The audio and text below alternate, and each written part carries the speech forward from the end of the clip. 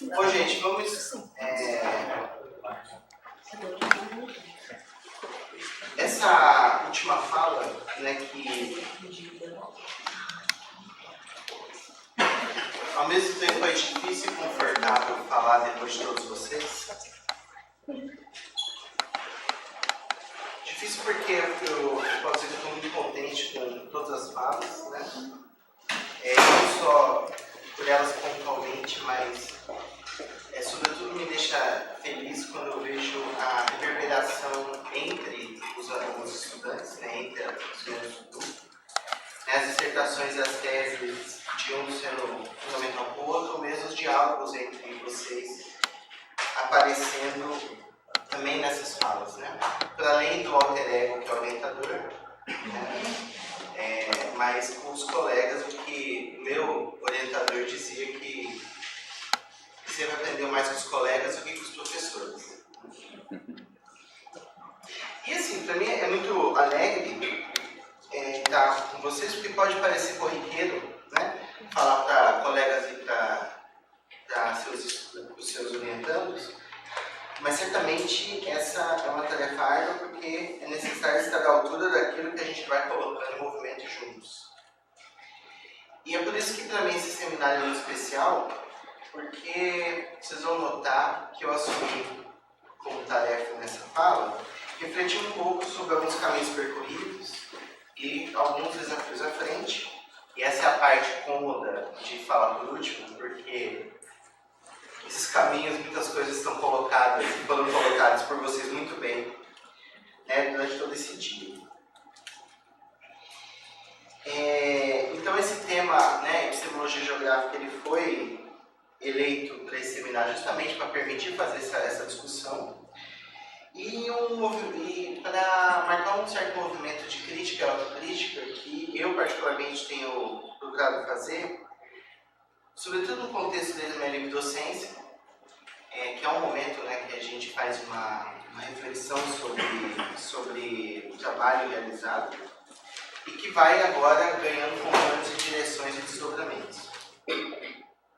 Muitos de vocês eu tenho compartilhado isso diariamente, nas reuniões de grupo e em outros contextos, né? Mas eu acho que esse é um momento especial para fazer isso dessa forma. E é oportuno, né? A Jamila ficou brincando comigo, falando que esse texto que parece o texto de um velho, né? Mas como as pessoas, há muitos anos, muitas pessoas que me conhecem se espantam e dizem: nossa, eu achava que você era um senhor. Interpretem como quiserem. Mas em 2018 eu completarei 6 anos de que eu fui contratado pela Unicamp, que eu sou professor da FCA, 10 anos desde que eu defendi minha tese de doutorado no Instituto de Geociências, no dia 29 de fevereiro de 2008, portanto não comemorei esse ano, vou ter que esperar o próximo ano bissexto. E 20 anos desde que eu entrei no curso de graduação em Geografia na Universidade Estadual de Londrina. Né? 10 e 6 não impressiona, mas quando eu 20 anos que eu entrei, então são 20 anos respirando a geografia. Quase todo esse tempo eu fui dedicado ao trabalho de uma ciência, a geografia, mas que desde o início perpassou pelos caminhos da filosofia e dos diálogos interdisciplinares, sobretudo orientados pela epistemologia e depois também pela ontologia. Algo que se potencializou e ganhou outros desdobramentos desde que entrar nessa unidade interdisciplinar da Unicamp. Né?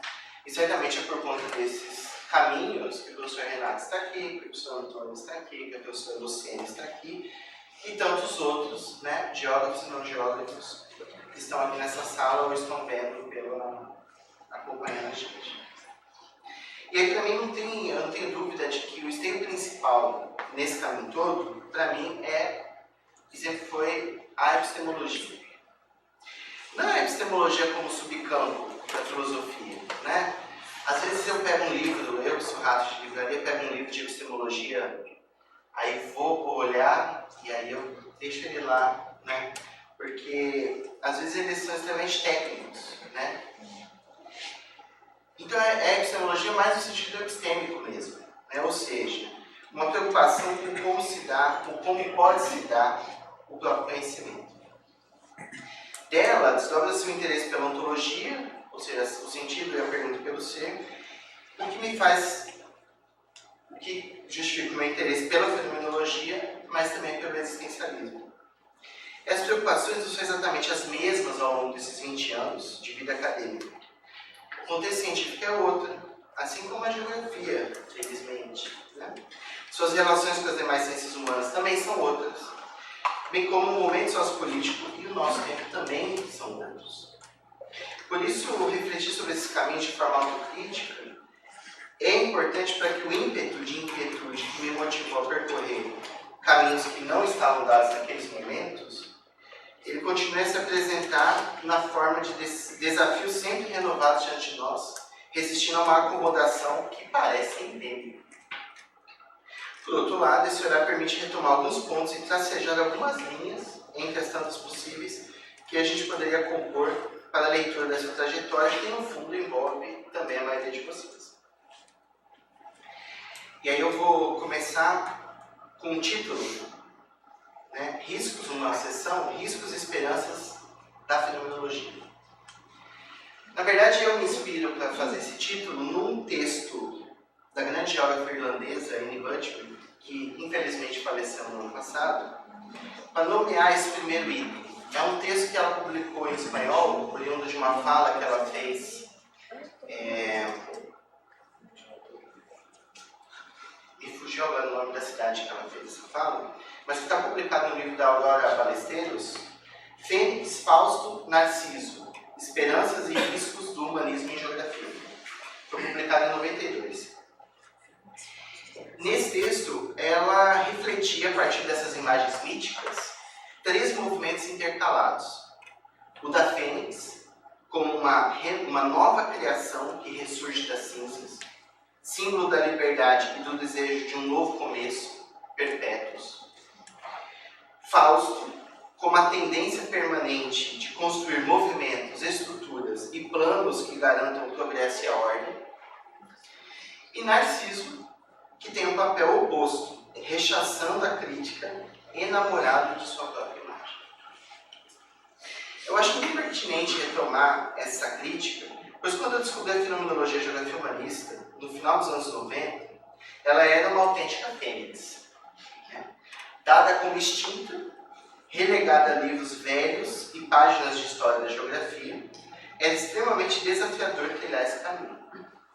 Mesmo na filosofia e nas demais ciências humanas sociais, haviam poucos livros, no final dos anos 90, traduzidos, a maioria fora de catálogo, né?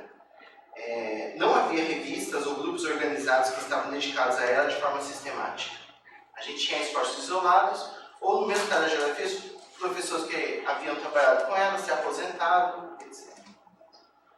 O que eu mesmo pude acompanhar ao longo de boa parte desses meus 20 anos de vida acadêmica foi o florescer dessa fênix, na forma da geografia humanista, de forma mais próxima, mas também na difusão e amplitude dos usos fenomenológicos em vários campos do conhecimento no Brasil. Não é à toa que lá na minha graduação, quando eu tentei encontrar outras pessoas que trabalhassem com fenomenologia, mesmo fora da geografia, era algo extremamente difícil. Veja, não estou dizendo que não existia, mas não havia, né, essa difusão ou essa visibilidade desses estudos, muito menos de forma organizada. Durante boa parte desse tempo que eu era estudante de graduação e depois de pós-graduação. O começo desses 20 anos, né?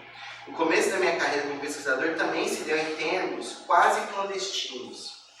A gente estava ainda muito próximo da dissolução do mundo socialista e a globalização estava em processo de consolidação. Os estudos culturais e todos os movimentos intelectuais e sociais que aconteceram no Brasil a partir dos anos 2000 estavam ainda em processo de desenho. Pensar em uma ciência voltada para a experiência, fazer a pergunta pelo ser, considerar a percepção e a vivência das pessoas na constituição de lugares e paisagens era algo muito distante. E por isso a novidade. Não apenas para a geografia como ciência, mas também nas fileiras das ciências humanas e sociais, que estavam ainda muito marcadas ou pelo autoritarismo e o formalismo de perspectivas neopositivistas, ou pelo marxismo e pela necessidade de dar respostas estruturais para os problemas sociais sempre presentes no nosso país.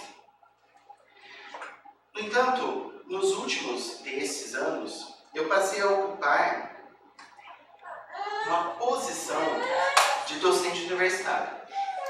Constituí um grupo de pesquisa, um laboratório. Ajudei a construir um programa de pós-graduação, me tornei responsável pela orientação de futuros mestres e doutores. Ajudei a fundar uma revista e participei ativamente do movimento de incorporação da fenomenologia nos estudos geográficos. A pergunta que me persegue nesses últimos anos mais recentes é: será que assumimos a atitude faustiana? Nos solidificamos pela institucionalização? A essa dúvida aterradora se somaram as dificuldades de fazer uma espécie de transição entre aquela fênix reluzente e sem grandes responsabilidades, com as inumeráveis demandas de um professor universitário em nossa sociedade, além da proeminência de uma outra fênix, a da filosofia da diferença, que fazia a cada dia eu me sentir mais Fausto e menos fênix. Se não bastasse isso, tanto Fênix quanto Fausto guardam o risco de se converterem no Narciso, tanto pela soberba da luz que emana em seu emergir criador e renovador da Fênix, quanto pela estabilidade e as estruturas faustianas que nos permitem negar a força do movimento renovador, ensimesmando-nos em nosso próprio projeto intelectual autossustentável. Eu confesso a vocês que eu devo ter cometido os dois erros, tanto do Fausto quanto do Narciso. No final da minha vida docência, eu confessei essa situação tanto incômoda de me sentir ao mesmo tempo questionado por setores que a gente pode chamar de mais formais e pragmáticos da ciência, que continuam nos acusando de não fazer ciência, e, ao mesmo tempo, ser chamado de conservador, né, por pessoas ligadas à filosofia da diferença ou ao pós-estruturalismo, essa nova fênix.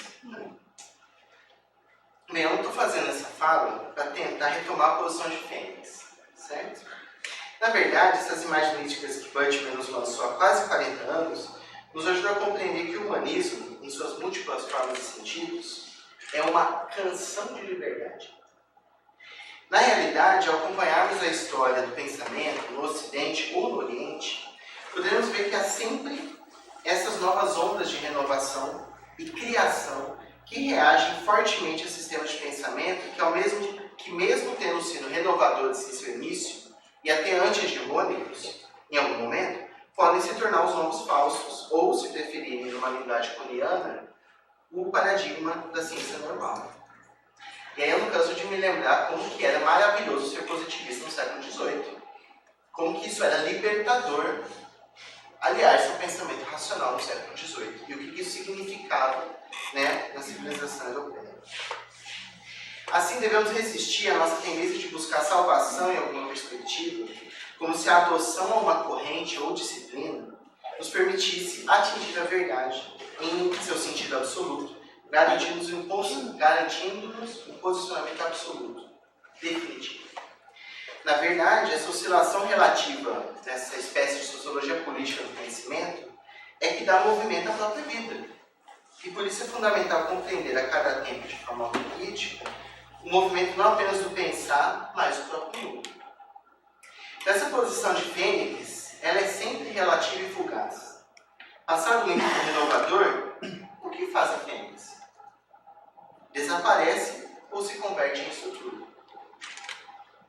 Uma pergunta se coloca então: devemos continuar a nos dedicar ao estudo da fenomenologia? O que tem a fenomenologia a nos oferecer às questões do nosso tempo, seja como Fênix, Fausto ou Narciso? Permitam-me enfrentar essas perguntas passando por 3 questões que, no meu entendimento, permitiriam o meu posicionamento em relação a essa espinhosa questão. Elas me permitirão ainda, como Hannah Arendt, posicionamento passado e futuro nessa fissura particular do contemporâneo na qual a temporalidade se realiza. Certo. Então, a primeira questão eu chamei de epistemologia e ontologia, que é talvez o mais espinhoso. Epistemologia e ontologia, meninas dos meus olhos, que vivem sob constante ataque. A epistemologia, por expressar um conhecimento racional, formal, que coloca de lado, de saída, toda a mística e o saber vivido, experienciado, ou seja, quase que a negação da própria existência. A ontologia, por colocar-se como um projeto de si que nega o outro, que traz para si o projeto de ser constituindo o outro, que não é em não ser, ou seja, a negação da própria alteridade. Nessas duas arenas, movimentos todos os exércitos e heróis e anti-heróis no pensamento contemporâneo. Aquela separação tanto simplista, que me foi muito confortável por muito tempo, e que volta e meia eu lanço mão aí de sala de aula, né? De pensar a epistemologia em três ramas, a descrição, a explicação e a compreensão, está muito longe de fornecer um desenho mais preciso da multiplicidade das disputas que vivemos cotidianamente. Mas é que eu nem pretendo enfatizar a dimensão da disputa política e de poder. Quero me centrar no embate discursivo, que é claro que está embutido o poder e a política nele, mas que envolve a efetividade, entre aspas, e a, entre aspas, validade dessas epistemologias em promover uma leitura ou compreensão da realidade e sua potencialidade em intervir e promover ações práticas. A crítica ao pensamento racional moderno, penso eu, já perdeu sua força. A crítica à sua fragmentação, a necessidade de considerar a experiência, o papel do sujeito no conhecimento e até o seu sentido ético, na minha visão, podem ser considerados componentes do cenário das ciências humanas e sociais contemporâneas. Isso não é apenas a crítica da fenomenologia. A pergunta que se faz diante dessa crítica é: e daí? O que as ciências humanas e sociais, ávidas em criticar o modelo de ciência, têm para oferecer além de um discurso, uma narrativa? Quão capazes temos demonstrado ser para produzir estudos que sejam aderentes a lugares e grupos sociais concretos, que não sejam apenas exercícios acadêmicos de produção de discursos? Dito de outra maneira, o quanto nossos trabalhos são relevantes para o mundo, e não apenas para o nosso mundo, dos nossos pais. Essa questão, igualmente, está longe de ser nova, né? Paul Ricoeur a colocou, à sua maneira, no livro Na Escola da Fenomenologia, mais especificamente no texto sobre a fenomenologia, no qual ele retoma as dificuldades de Russell em escapar do idealismo de boa parte de sua obra, o qual contrastava fortemente com seu porto de chegada, que era a concretude do vivido no mundo da vida. Para Ricoeur, o coração do projeto fenomenológico está justamente nessa força mundana, ou seja, no lançar do sujeito neste mundo ordinário, fático, vivido, o que, contraditoriamente, não é a força discursiva, ou seja, a forma como o método do Russell foi interpretado de sua filosofia, embora o seja no método praticado por Russell em sua obra. Se Russell prima pelo trabalho na esfera epistemológica, inicialmente, este se converte também em ontologia à medida que se pergunta pela relação entre ser e essência. Essa ontologia, tema fundante da filosofia ocidental, é o ramo principal, todos nós sabemos, de Heidegger, que toma para si a tarefa da pergunta pelo ser. Mas eu acho interessante, né, um ponto que o Emílio Stein coloca num livro muito interessante que se chama Pensar e Errar com Heidegger. Pensar e Errar, 2 pontos, um ajuste com Heidegger, né? Ele diz que Heidegger, na sua formação, ele não é despertado, o despertar para a ontologia de Heidegger é anterior ao conhecimento dele da ontologia. Aliás, vou falar de novo. O despertar de Heidegger pela ontologia é anterior ao seu conhecimento da fenomenologia de Russell. Isso se dá com um texto que falava da multiplicidade do ser em Aristóteles. E, na verdade, quando ele encontra a fenomenologia e Russell, ele já está, de certa maneira, encantado ou movido pela questão da ontologia. E é muito significativo também que a questão do ser tenha aparecido a ele vinculada à multiplicidade, muito longe de uma compreensão objetificadora e identificante da ontologia, e dissociado daquilo que conheceria apenas anos mais tarde com Russell e a fenomenologia, né? Porque ele se encanta com a fenomenologia enquanto método. Essa Essa é uma distinção muito importante que já se apresenta no próprio Russell, que ao propor-se constituir a fenomenologia, não o faz senão como um tratado de decomposição do espírito, nas palavras de Riquet, que ainda afirma: a obra de Russell é o tipo de obra não resolvida, embaralhada, rasurada, arborescente. Esse termo de arborescente é uma coisa fabulosa, né? Ao contrário da visão que a gente tem, né? Da leitura que se faz de Russell como extremamente metódica. Quer dizer, o próprio olhar a obra, ela é arborescente. Quem quer acreditar a própria estrutura da obra, há uma impossibilidade de ortodoxia russeliana. No caso de Heidegger, ele tomará esse entendimento à risca, o que lhe custa um certo afastamento da fenomenologia na perspectiva de alguns, mas em uma interpretação e uso dela acrescido de um movimento hermenêutico, o que dá os contornos próprios da filosofia. No sempre lembrado parágrafo 7 de Ser e Tempo, né? O Caê lembrou que eu falei para ele ler, ofereci a ele, né, a Homem e a Terra, e a muitos eu ofereço para o 7 de Ser e Tempo, né?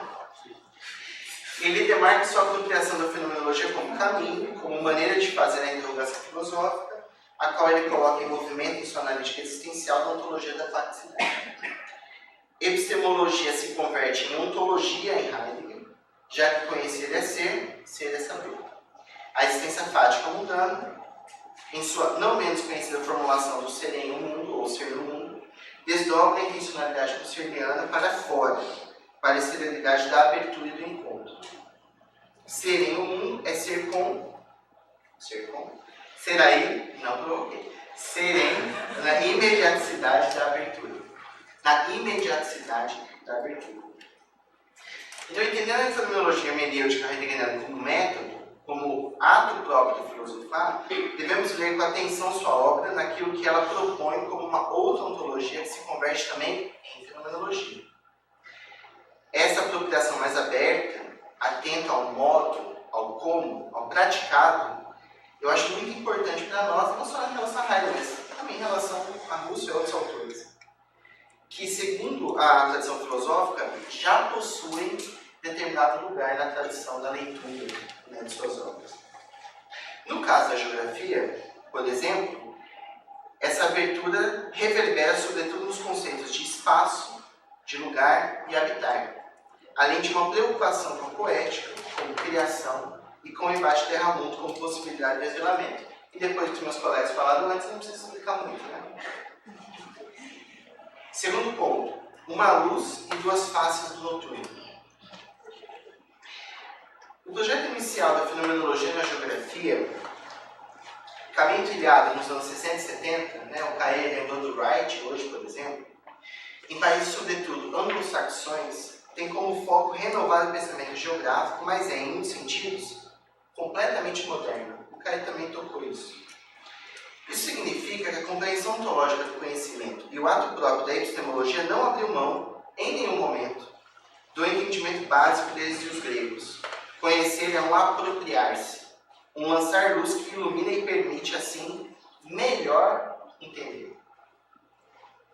Nessa tradição, que é a própria história do Ocidente, conhecer mais nos leva a viver melhor e a estar mais próximo da verdade.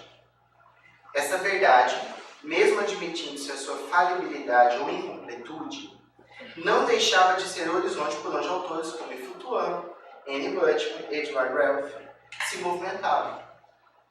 E assim o eram todos os outros, como nós no Brasil. Trata-se de uma renovação da ciência, mas mantendo-se algo fundamental dela, o entendimento de que mais é melhor. Eu vejo isso claramente nas minhas primeiras incursões em torno da experiência urbana e do imaginário da cidade. A novidade da escala da experiência é compreendida nesses estudos e justificada no sentido de dar maior amplitude e completude ao fenômeno de cidade. Mesmo se aceitando que há tantas cidades quanto há experiências e as existências singulares de seus habitantes, estava claramente no nosso horizonte à época um conhecer melhor, um entendimento mais completo, uma ânsia por uma maior eficiência da abordagem e da compreensão do fenômeno. Vejo isso desde meus trabalhos sobre Londrina, chegando à minha tese de doutorado sobre a região metropolitana de Campinas, e também nas minhas primeiras orientações. Esses trabalhos, os primeiros que buscavam constituir uma metodologia geográfica fenomenológica, no nosso caso, partiam da manifestação do lugar, a partir de um profundo envolvimento do pesquisador, que deveria ele mesmo ter sua experiência, para poder hermeneuticamente compreender a manifestação fenomenológica do lugar na própria experiência daqueles que ali vivem. Essa poderia ser de insiders, ou seja, os de dentro, né? Os outsiders, os de fora, levando-se em consideração essa variação idética, ou seja, a diversidade de possibilidades que permite a manifestação do fenômeno, de situações sociais e pessoais, né? O migrante, o trabalhador, o estudante, a gênero, idade, etc. Expressas nas territorialidades, nas experiências compartilhadas e, sobretudo, nos sentidos expressos em narrativas dialogadas provocadas pelo pesquisador no lugar. O entendimento é de que se a cidade é uma abstração, ou seja, uma representação, a forma de ter acesso a ela fenomenologicamente seria a partir das existências concretas, dos seres do mundo, dos próprios existentes. As trajetórias pessoais, né, permitiriam metodologicamente a manifestação da cidade em sua multiplicidade. O sentido da cidade poderia, assim, a partir dessas experiências existencialmente significadas, ser hermeneuticamente compreendidas. O resultado não seria uma imagem da cidade, ou um sentido da cidade, né?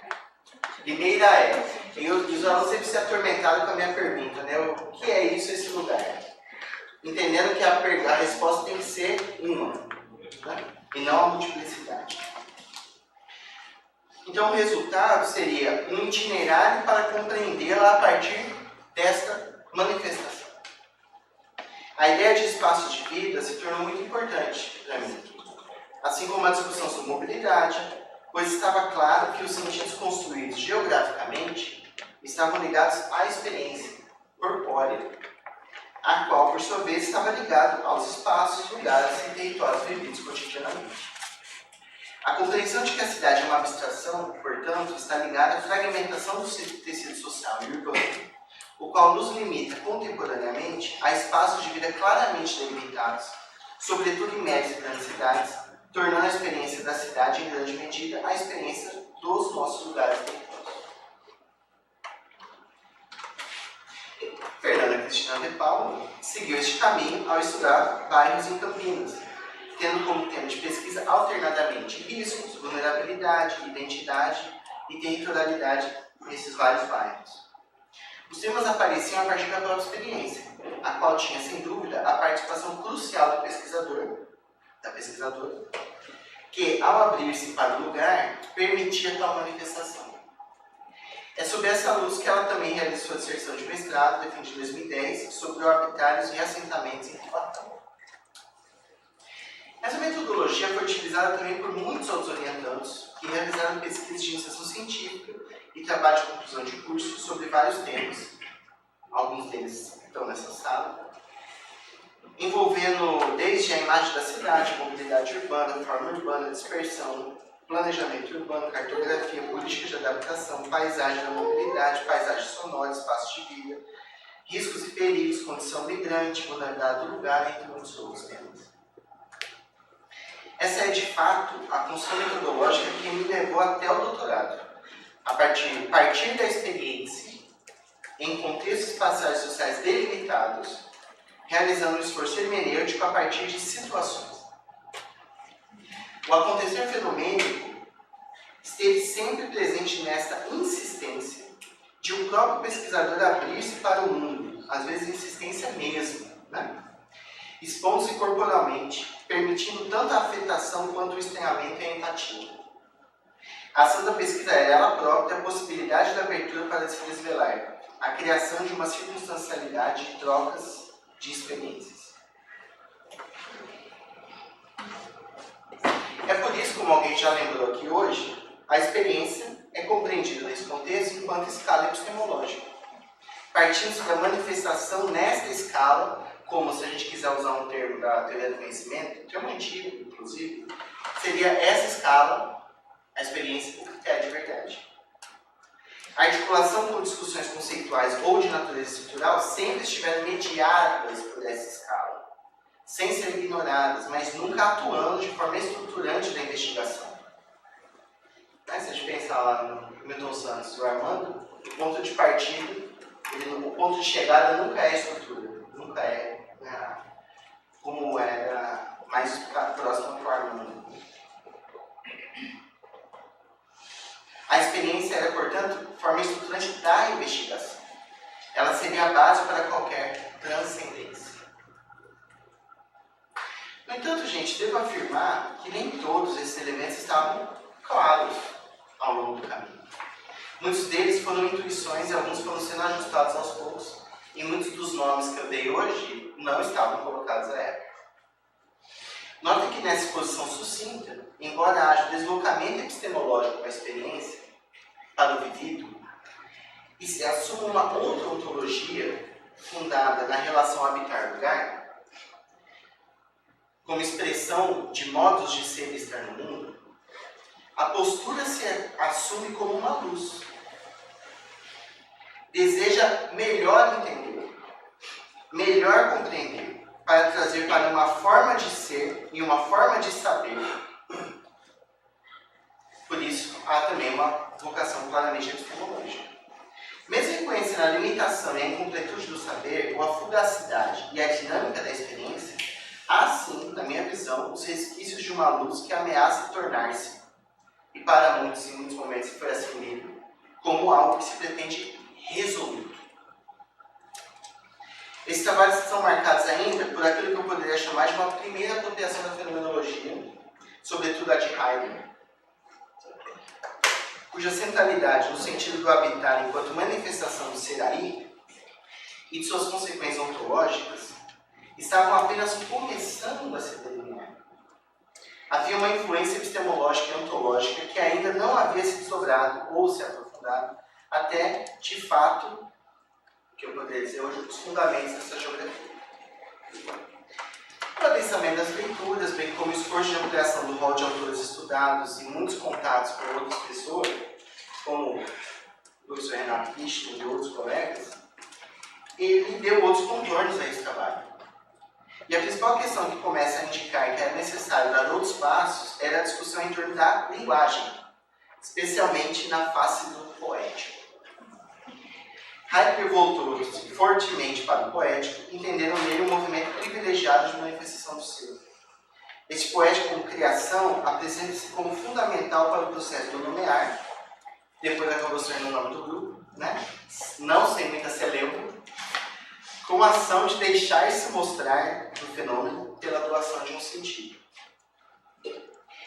Em Heidegger, este poético dá grande vigor ao chamado, segundo Heidegger, ao Heidegger tardio, ou ao Heidegger da viagem, a partir dos anos 40, no qual não apenas o poético é a questão do habitar se torna chave, mas também a espacialidade e o lugar revistos, na forma de sua topologia, ganhando especial relevo em seu pensamento, diferente daquilo que se via no primeiro Heidegger, sobretudo em torno de ser e tempo. Não que a espacialidade não estivesse lá, mas ela tem um outro papel no seu pensamento depois. Então Heidegger volta-se para a linguagem e chega a afirmar que o ser habita a linguagem. Debruçando-se em Husserl, companheiro de longa data do próprio Heidegger, é verdade, e dedicando-se fortemente à necessidade da linguagem para a manifestação do ser e, portanto, da própria fenomenologia. A força desse poético, que devo reconhecer, já estava entre nós, principalmente pelo trabalho e pela inspiração da professora Lucilena Gratão, que não está mais nos acompanhando porque teve um compromisso e não está vendo ao vivo isso. E que nós todos sentimos muito a falta dela nesse momento aqui. Na verdade, desde antes da tese de doutorado dela em 2002, ela respira, transpira e faz emergir a poética bachelardiana, dando vazão à sua fenomenologia da imaginação. Essa poética, entendida como poiesis, é criação. Ato criador imaginante, no caso de Bachelard, um acontecer fenomenológico cria a imagem e também o seu sentido, em um sentido antirrepresentacional bem expresso. No caso de Heidegger, o poético é a própria manifestação do sentido, ato apropriativo fundante como a virtude. Ali podemos dizer que adentramos ao primeiro noturno, no sentido bachelardiano do termo. Abertura para o devaneio, para o sonho, para a força imaginante que é psíquica, mas é também elemental. Eu me convenci de que precisávamos radicalizar mais nosso enfrentamento epistemológico ontológico. Era necessário abrir mão de apenas elucidar. Precisávamos nos permitir devanear também. Era importante manter o mistério que é a vida, não apenas humana, que sempre foi o nosso foco até então, mas também o mistério que é a nossa própria condição terrestre. E aí, nesse sentido, três acontecimentos me são, eu vejo como fundamentais. A leitura e a apropriação da origem de obra de arte de Heidegger, né? A dissertação de Priscila já foi mencionada e é o momento dessa leitura, que permite desdobramentos nessa busca noturna. Seu embate terramundo e sua compreensão sobre a arte como aquilo que é posto em vigor e a maneira como ele concebe a própria obra como uma ação, obrar, poética, nos deu um impulso muito importante no sentido de tomar o caminho da poética. Um segundo ponto, ou acontecimento, é a leitura da obra de Michel Serres, que propõe o enfrentamento da linguagem por meio de um filosofar que não diferencia arte de filosofia, de narrativas, de ficção. E um terceiro momento é o contato com a professora, na verdade, com o pensamento ambiental latino-americano, sobretudo com o grupo de Mano Salles, que a partir da professora Ana Patrícia Nogueira, não é à toa que ela foi lembrada algumas vezes hoje, que propõe uma perspectiva estético-política que é prêmio de geopoética. Priscila Marchiori Delgado, Diana Alessandra Bernal Marias e Carlos Eduardo Pontes Galvão Filho, que defenderam suas dissertações de mestrado em 2015 e 2016, entre meus primeiros orientandos, tomaram esse desafio para si, assumindo uma outra linguagem, sem comprometer-se com a tarefa do esclarecimento, mas assumindo o sentido de meditação, próprio pensar, e o enfrentamento da linguagem como uma tarefa fundamental para a realização da própria fenomenologia, tanto em sentido epistêmico quanto ontológico. Eu vou ter que passar um pouco mais rápido. Priscila fez perguntando-se sobre a ontologia geográfica manifesta no livro Out of Africa, da dinamarquesa Karin Brins. Diana fez uma releitura daquela metodologia de trabalho de investigação do lugar, a partir da experiência, aquela mesma que eu comentava há pouco, dando contornos finais completamente diferentes daqueles que nós havíamos feito até então, compondo um trabalho voltado para o habitat poético. Já Caê o fez por um amálgama narrativo no qual suas experiências, diálogos e leituras literárias, geográficas ou filosóficas constituíssem um movimento degenerescente e criador de sentidos para o viajar enquanto filosofia e geograficidade. Esses esforços que me levaram até a minha liquidocência permitiram a consolidação da literatura no meu trabalho, que na verdade sempre esteve presente, mas que agora assume um outro lugar. Não de objeto de estudo, nem de fenômeno de interesse, mas bibliografia na qual, pela poética, desvela e cria sentidos. Esse movimento foi reforçado pela leitura de Paul Ricoeur sobre a narrativa, permitindo uma aproximação entre literatura, ciência, filosofia, história e arte, para além de seus estatutos epistemológicos, encarando-os como um ato fundante de narrar, os quais se colocavam no mesmo âmbito de articulação com as próprias narrativas dos existentes em seus lugares.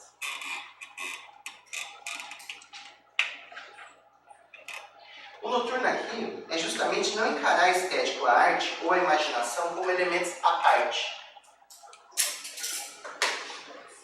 de outra categoria epistemológica. O amálgama é, como aponta Serres, a mistura, pois tudo se constitui como sentido. E é com essa criação, ou seja, não apenas com a compreensão, de sentidos que nos colocamos no nosso movimento como seres no mundo.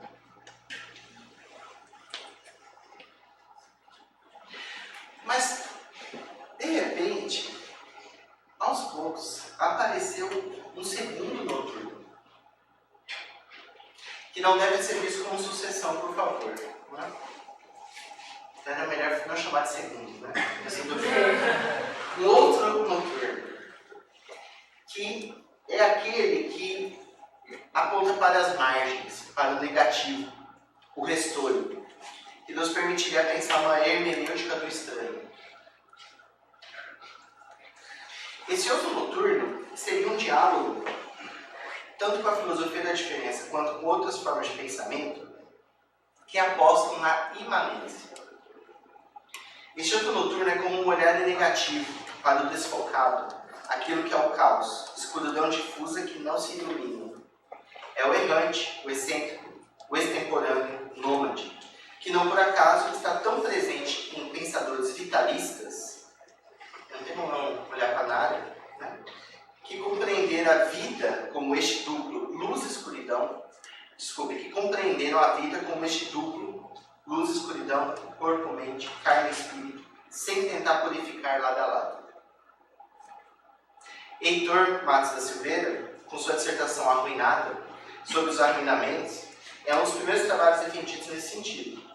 A tese de Davi, resgatando Nietzsche seu pensamento trágico e imanente, é outro exemplo, assim como outros trabalhos em elaboração.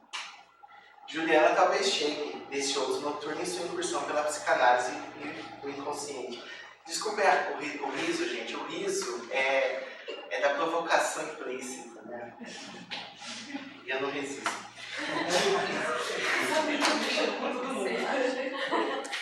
De minha parte, a hermenêutica do estranho tem me ocupado no contexto da pesquisa interdisciplinar, assim como o interesse pela morte, talvez nosso grande negativo, que de tabu se converte no indizível em uma noite profunda, né? E Henrique já falou aqui hoje sobre isso, se perguntando sobre o sentido geográfico da enunciação da morte. As teses de Diana, Lisa e Tiago também apontam para esse sentido imanente que nos faz resgatar o sentido da Terra, teses em elaboração.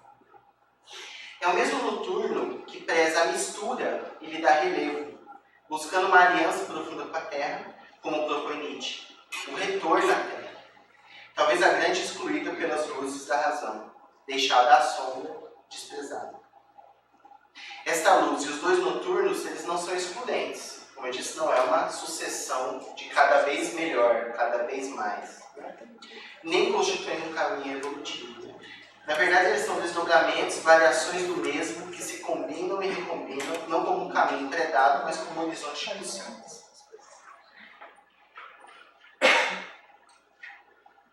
E aí eu vou para o terceiro ponto. Ser em situação.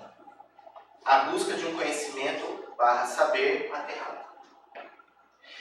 Eu vejo que são duas encruzilhadas que nós, enquanto cientistas, e não filósofos que somos, né, com a honrosa exceção dos nossos colegas que viemos visitar, nos colocamos quando procuramos pensar nossa ciência, qualquer que seja, pela fenomenologia, como expressões dos dilemas. Essas encruzilhadas, né, são expressões dos dilemas referentes à epistemologia e à ontologia que eu falei antes. O estatuto do conhecimento, o dilema é esse, né, gente? Desculpe a leitura. É o estatuto do conhecimento e a relação entre ser, essência, e aparência, manifestação. Em ambos os casos, sabemos de cor os inumeráveis debates e posicionamentos sucessivos na história da filosofia. Eles podem ser bem compreendidos como esforço e esclarecimento, ou seja, busca de um conhecimento verdadeiro pela transcendência, que desemboca na metafísica, E outro caminho que reclama para si um sentido carnal corpóreo, terrestre, que reforça os sentidos, a afetação, em última análise, a própria Terra. Os primeiros poderíamos alinhar a transcendência e os segundos a imanência. Na primeira linha, estamos na tradição de Kant e de Husserl, com Levinas e Derrida mais contemporaneamente. Na segunda linha, estamos no caminho de Spinoza e Nietzsche, com Foucault e Deleuze mais contemporaneamente. O Heidegger é o Coringa, né? Ele pode ser compreendido entre as duas linhas, fazendo inclusive a ligação entre a tradição e os contemporâneos. É por isso, talvez, que a partir de Heidegger, pois é com ele que eu iniciei minha caminhada, eu tenha tido esse ímpeto de diálogo com a tradição e com os contemporâneos. Mas sem me delongar aqui, pois o tempo já me escapa, eu previ isso. O sentido final...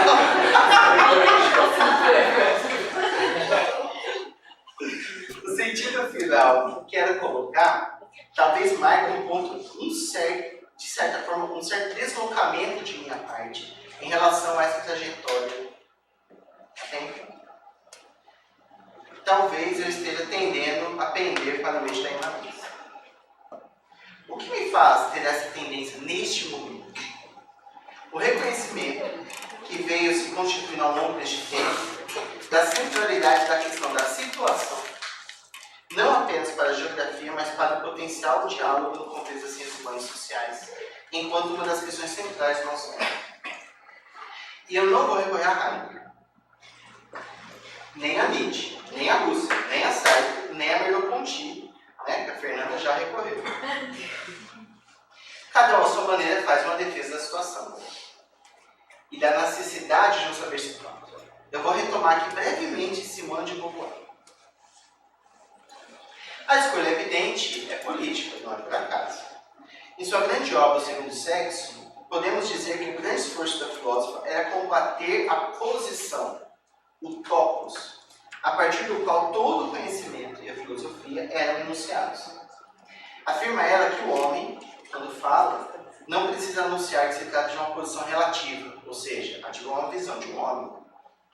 O que o faz, e se exige que o faça, quando o ponto de vista é o de uma mulher. A situação do homem é não apenas positiva, no sentido de mais verdadeira e mais relevante, como é também a posição neutra, o que torna a mulher este segundo, o outro, cujo lugar próprio não é reconhecido. Para Beauvoir, o homem não é visto como ser em situação, pois sua condição é dada como supra-situacional. O mesmo ocorrendo com a mulher, que, no entanto, é tomada como inessencial.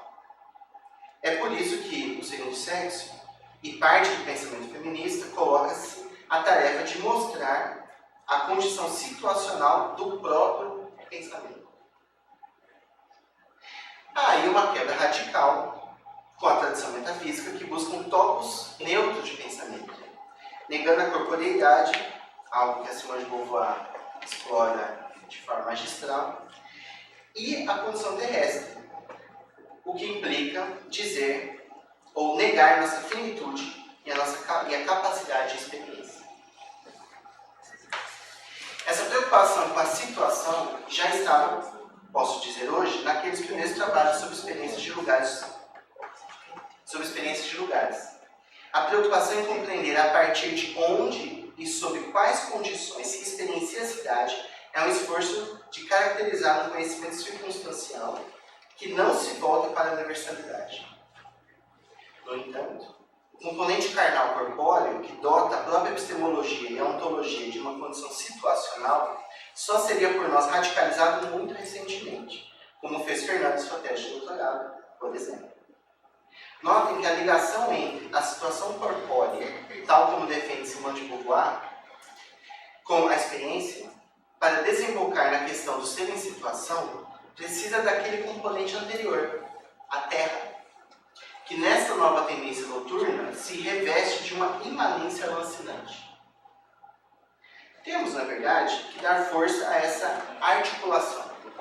Situação terrestre, terra, e situação social, mundo, que são, em última instância, a mesma situação, ou conjunto situacional que circunscreve nossas circunstancialidades, se vocês preferirem, que é a expressão de uma ontologia da alteridade e da multiplicidade, ou seja, ser que é verbo, criação e vida, carnalidade.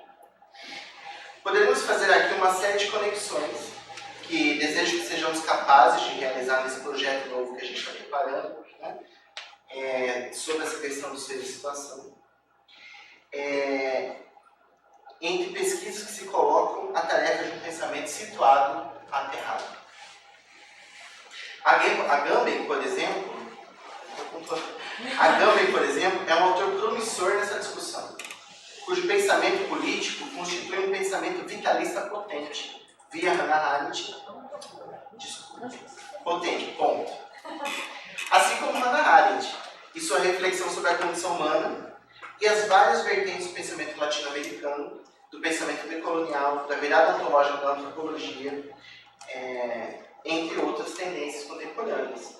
Estes, assim como o pensamento feminista, defendem a situação do pensamento eurocêntrico colonial para marcar a sua especificidade, derivando daí a importância de outros pensamentos, sobretudo de um pensamento sempre situado, terrâneo em sua multiplicidade.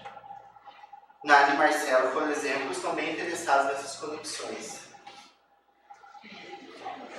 Além, claro, de outras pessoas também, né, como a Lisa, a Dina. A situação, portanto, parece ser um potencial articulador entre a alteridade e o ser para si, reconhecendo a imanência e o circunstancial, permitindo ainda diferentes formas de transcendência. Isso, gente, afeta a geografia muito mais do que às vezes a gente quer admitir ou se dar conta. A geografia, pensada em seu fundamento terrestre e circunstancial corpóreo, está no centro de todo este movimento epistêmico e político. Podemos não apenas repensar o fundamento dado à geografia moderna, mas também fazer essa epistemologia geográfica participar de forma mais ativa dos importantes debates contemporâneos.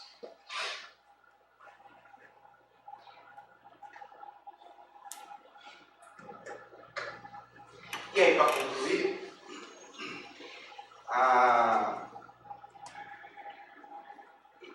eu acho que foi um grande esforço para nós, geógrafos, e para outros que não são filósofos, apropriar-se minimamente da fenomenologia.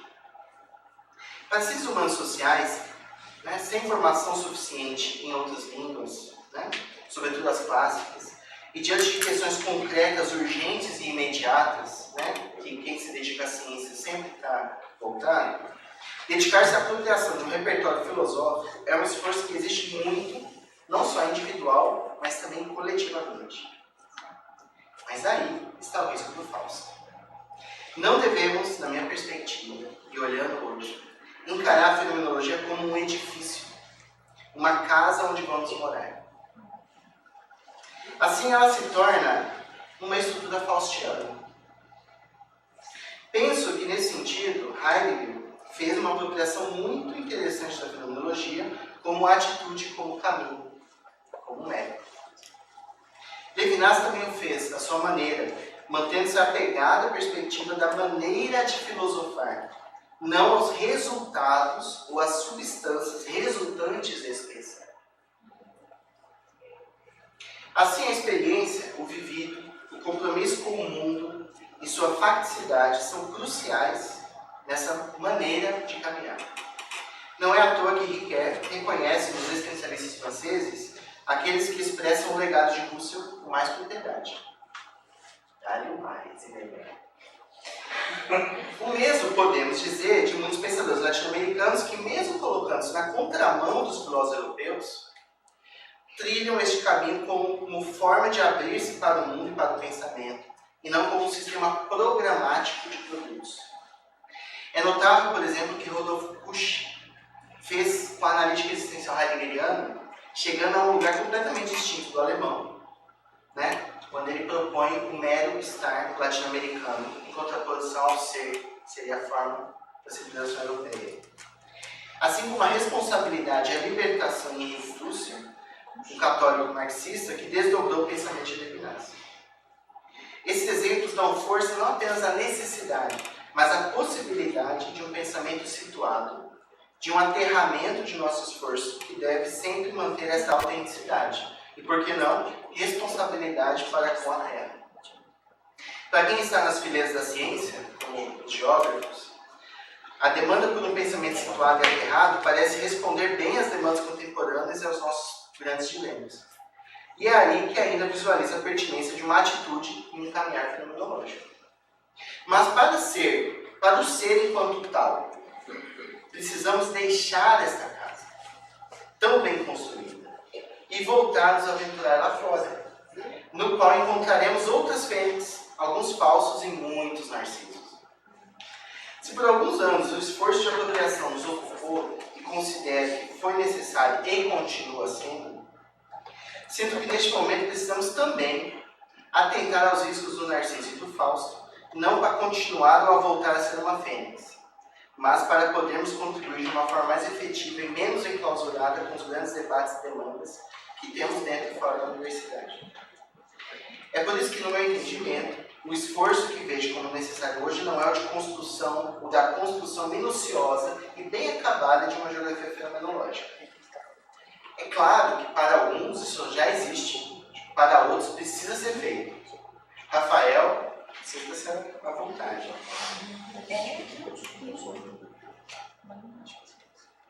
Eu certamente darei meu total apoio. Mas da minha parte, sinto que devo investir em outro movimento, o de uma fenomenologia geográfica. Ou seja, naquilo que os elementos geográficos possam contribuir para a multiplicação de possibilidades de um pensamento situado, voltado à Terra.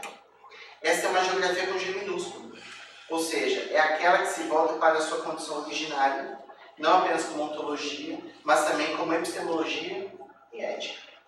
Trata-se de uma compreensão do geográfico como constituinte, tanto do existente quanto da existência, e por isso, fundamental para contribuir para esse pensamento situado.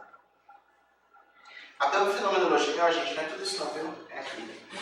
A própria fenomenologia como caminho nos permite muitas aproximações e interlocuções por conta da sua presença, mesmo silenciada, em boa parte da filosofia contemporânea.